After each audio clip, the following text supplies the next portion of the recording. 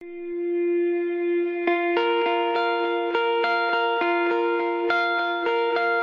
father came from Japan in 1905. He was 15 when he immigrated from Japan. He worked until he was able to actually build a store. Let me tell you a story in the form of a dream. I don't know why I have to tell it, but I know what it means. Close your eyes, just picture the scene as I paint it for you. It was World War II when this man named Kenji woke up. Ken was not a soldier.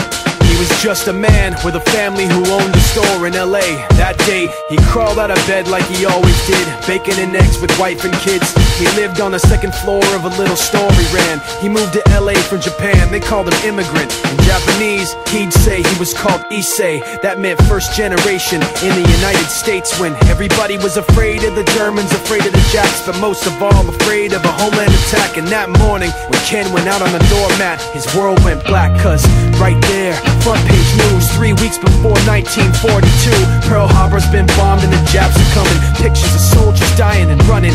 Ken knew what it would lead to, just like he guessed. The president said the evil Japanese in our home country would be locked away.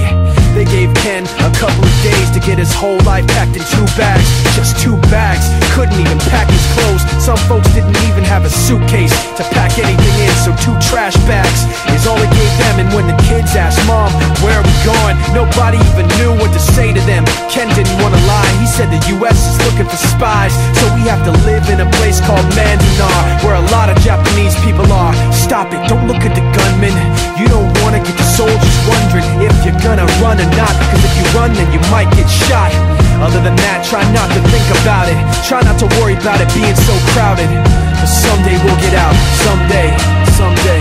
As soon as war broke out, the FBI came and they just come to the house and you have to come. All the Japanese have to go. They took Mr. Need and people couldn't understand why they had to take him, because he's just innocent laborer. So now they're in a town with soldiers surrounding them. Every day, every night, look down at them.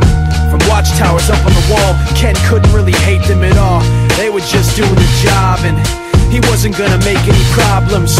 He had a little garden with vegetables and fruits that he gave to the troops in a basket his wife made. But in the back of his mind, he wanted his family's life saved. Prisoners of war in their own damn country, what for? As time passed in the prison town, he wondered if he'd live it down if and when they were free. The only way out was joining the army, and supposedly some men went out for the army, signed on, and ended up flying to Japan with a bomb. That 15-kiloton blast put an end to the war pretty fast. 2 cities were blown to bits.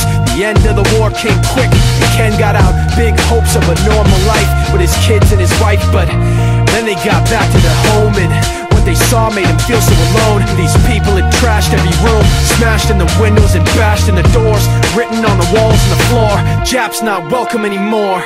And Kenji dropped both of his bags to the sides and just stood outside. He looked at his wife without words to say. She looked back at him, wiping tears away, and said, someday we'll be okay, someday.